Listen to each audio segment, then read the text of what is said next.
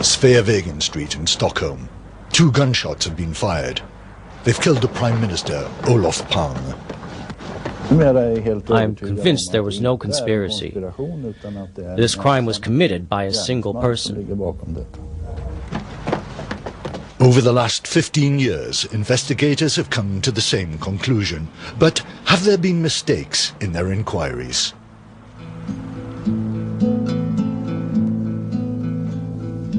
Jag vill tacka livet som gett mig sång.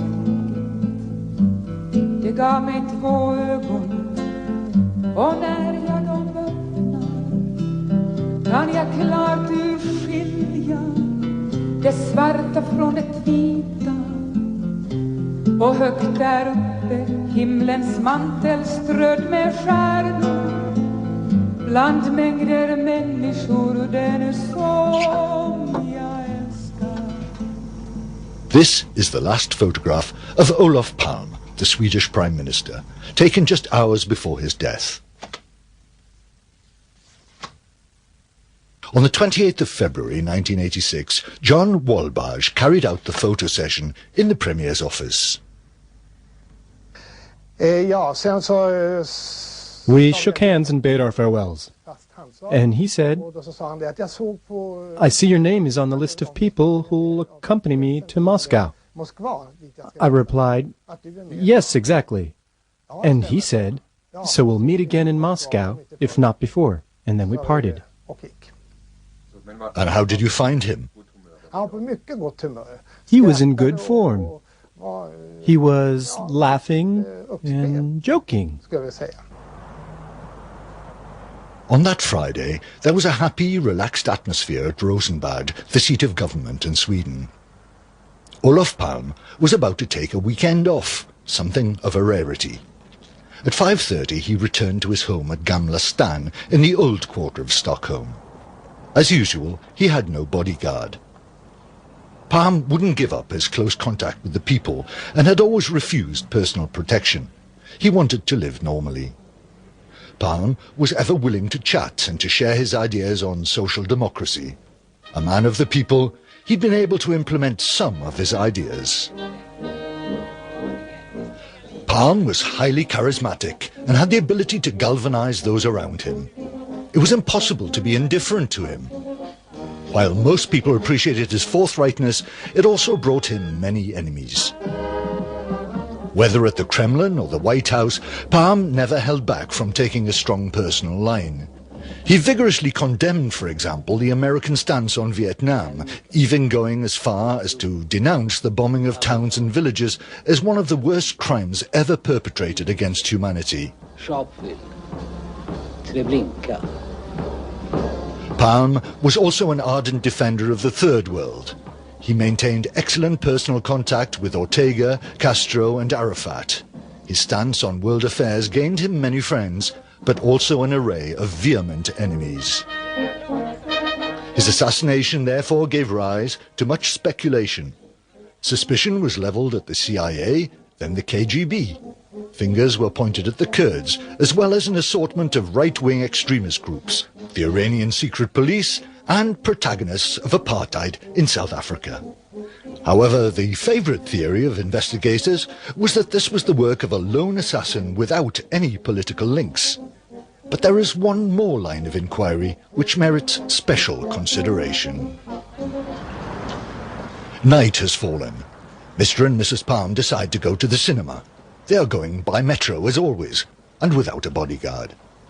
At 8:30 they leave their house, but at the same moment Alla Strömbach is returning home from work.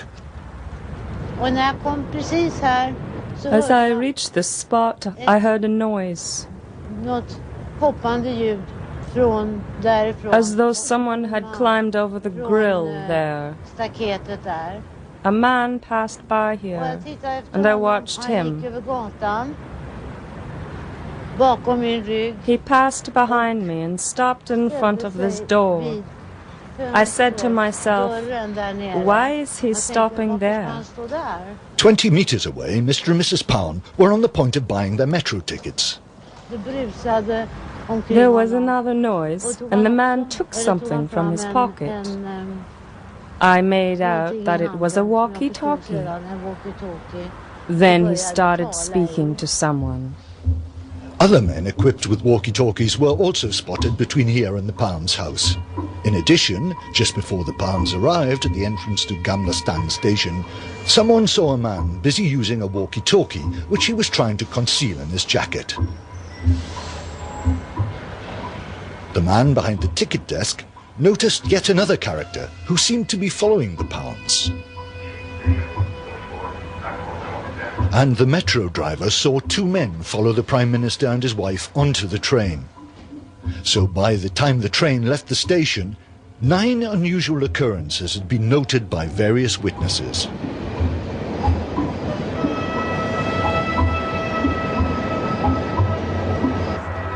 The cinema was situated on a street called Sveavägen between the 2nd and 3rd metro stops.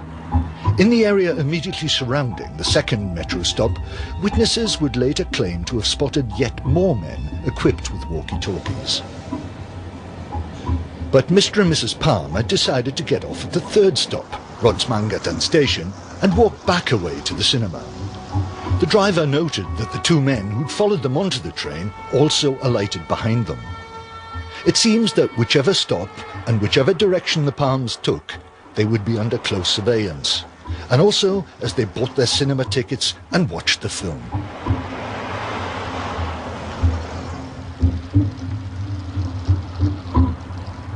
The film finished at 11:10, and the Palmes decided to walk home. Near the cinema, Sunniva Thelliston noted a policeman. She thought it strange that he was not using his normal police handset, but a walkie-talkie. So she took note of the police car's registration, remembering only the last 3 numbers, 520. She heard the policeman say, "Okay, on this side." Then the patrol car sped off.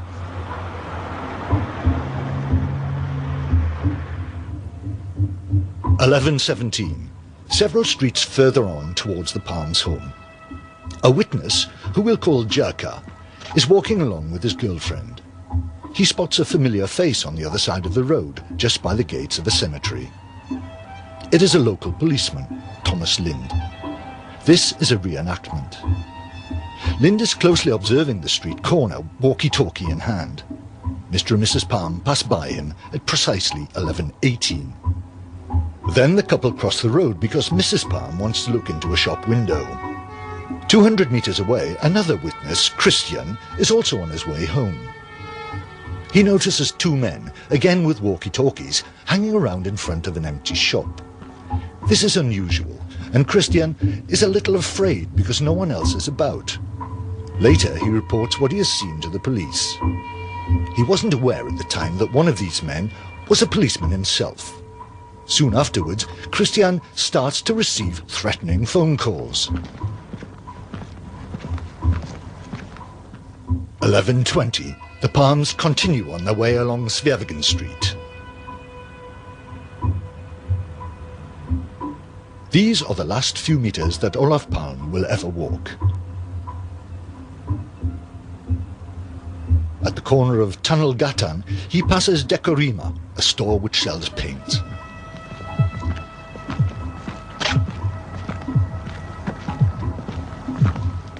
A man has been waiting there on the doorstep for the past 3 minutes. It is exactly 11:21. Palme passes him. His wife is a couple of steps ahead. The man steps out and fires 2 shots. Palme is hit from close range.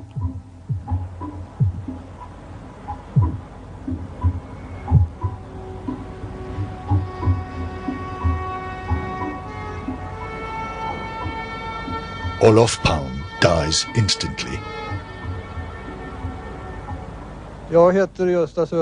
My name is Gösta Söderström. I was a policeman, but I've taken retirement. I was still in service when Olof Palme was assassinated.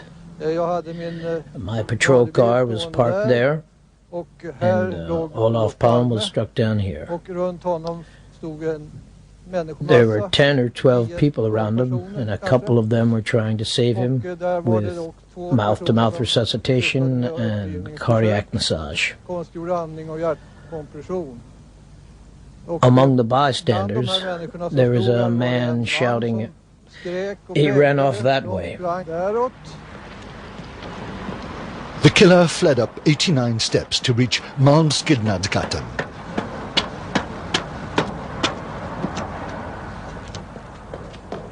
One of the witnesses sets off in pursuit, but he loses the trail of the man on David Begara's gata.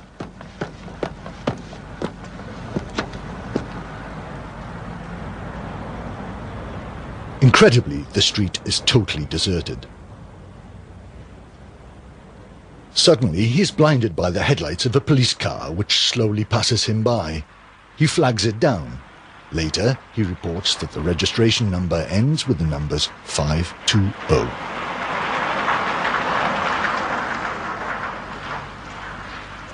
Three minutes after the shots were fired, press photographer Akke Malmström spends his nights monitoring the police communications waveband so he can race to the scene if anything newsworthy happens.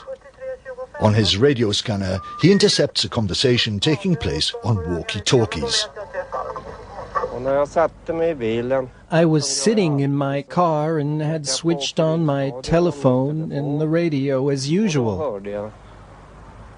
I heard this conversation. "Hello up there. How are you doing?" "It's cold," someone replied. And then the first voice continued, "The Prime Minister's been killed." Then nothing. Not a sound.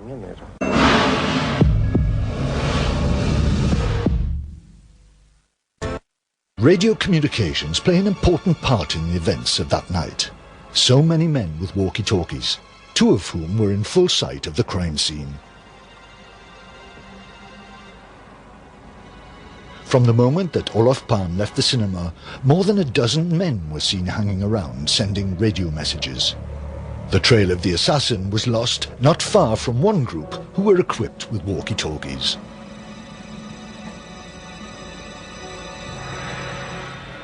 It is 11:25. 500 meters from the place where Olof Palme's body lies sprawled on the pavement, a number 43 bus approaches the stop at Eriksbergsgatan.